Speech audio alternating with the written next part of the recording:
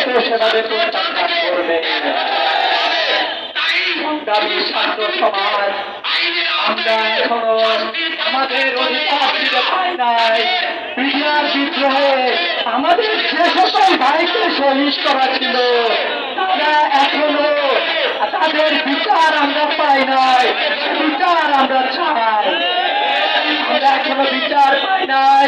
ছাত্র চত্বরে যে সকল মাদ্রাসার সামনেদেরকে আমাদের যে সকল এতিম ভাইদেরকে হত্যা করা হয়েছিল তাদের বিচার আমরা এখনো পাই নাই।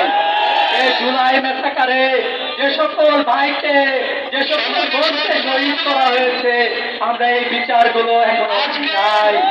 আমরা বলতে চাই যে আপনারা যারা এখনো প্রতিটা স্বৈরাচার এবং সাম্রাজ্যবাদী শক্তিদের দালালি